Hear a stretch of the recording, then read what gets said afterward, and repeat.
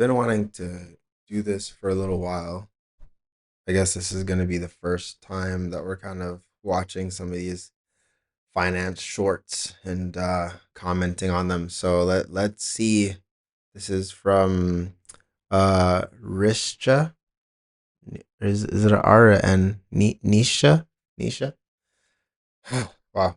Let's see what she's saying. So she says six things to do as soon as you get paid. I'm very curious if these are some good tips. Do these 6 things with your money as soon as you get paid, coming from a qualified accountant and a former investment banker. Number 1, calculate your financial baseline. This means everything that you spend on your essential living costs, rent, transportation, groceries, bills. Keep this number under 60% of your take-home pay. That's some really good advice. We actually talk about that a lot at the MITM Club when we're telling you guys to try to make sure that overall you're living within the MITM percentages.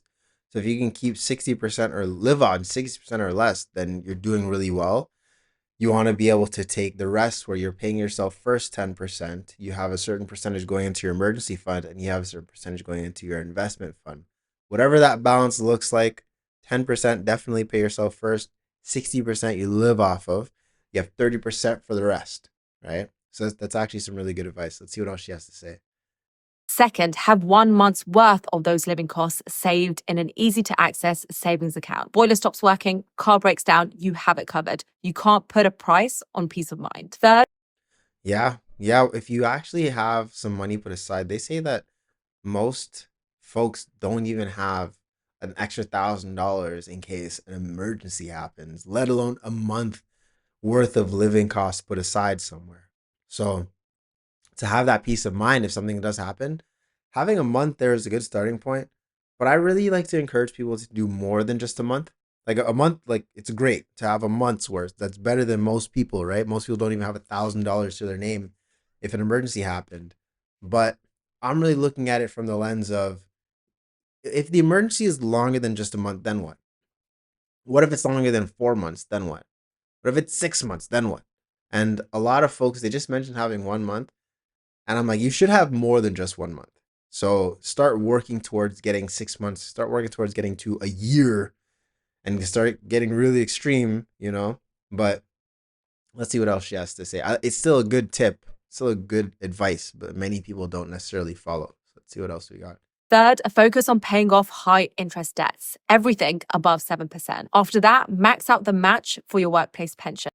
Okay, yeah. Getting rid of high interest debts. Once you have your savings, your emergency fund put aside, before you invest, I would be trying to get rid of debt because it's working against you. So if even if you're getting 4%, 5%, 6% in the market, if you owe 7% on debt, you're losing that much, right? The delta, you're still losing more than you're gaining. So it just makes sense to get rid of that debt first and start to build up your nest egg. Now there's strategies to do it simultaneously, but just to simplify things, yeah, try to get rid of one, then deal with the other.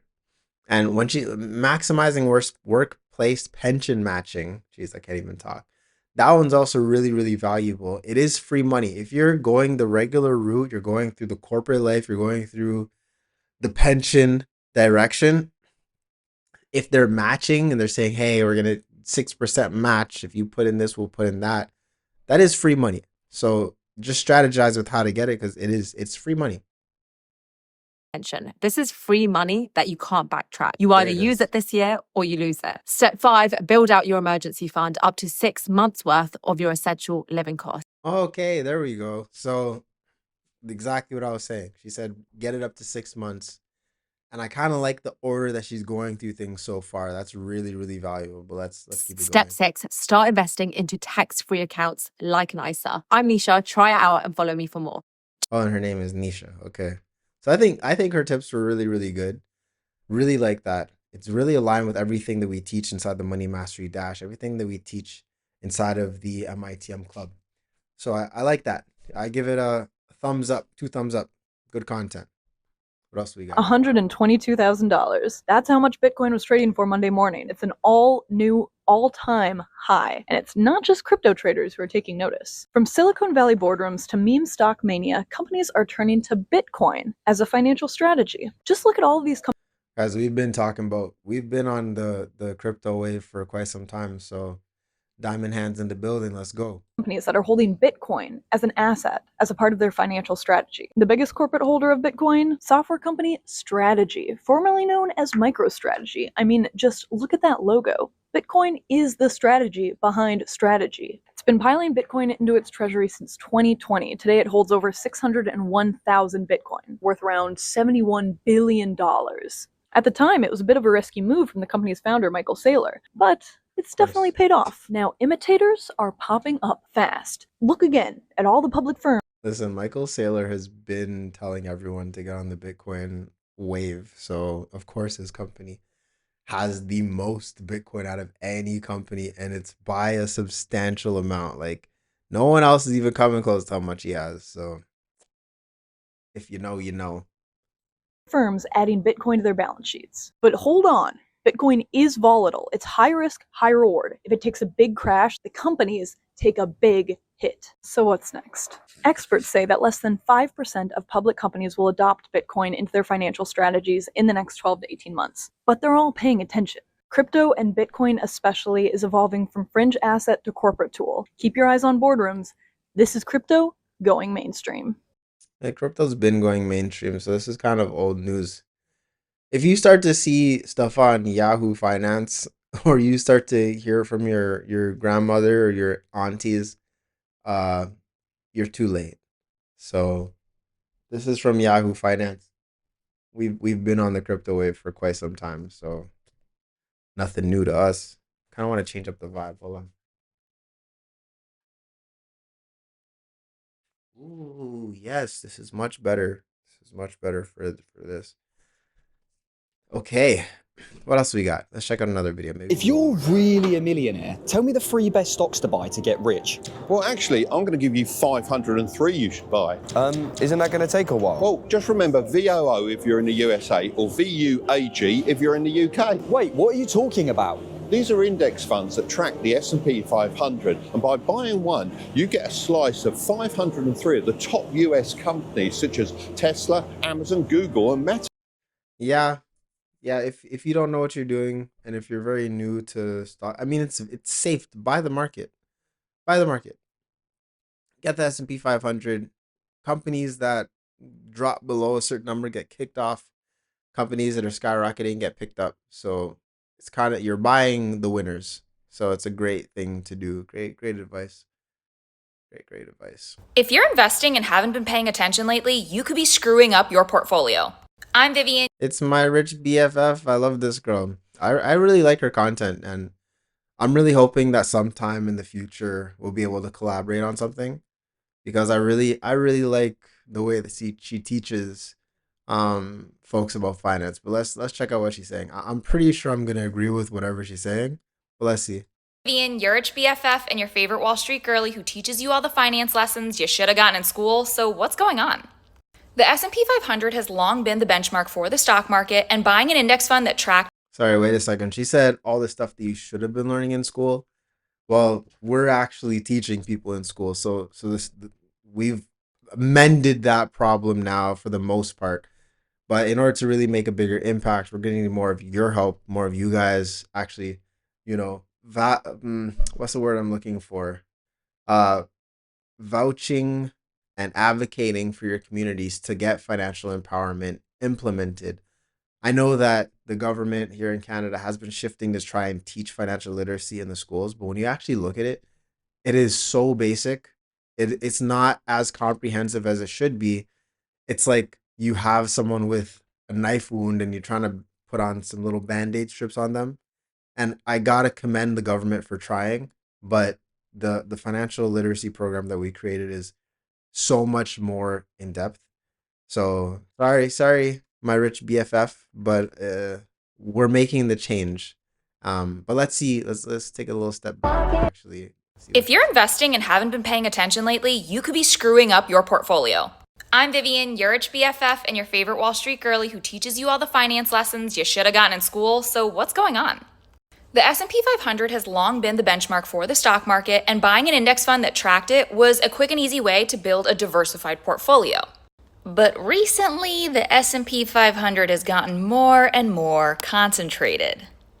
Most people buying S&P 500 index funds are assuming they're buying a little piece of 500 different companies, hence the 500.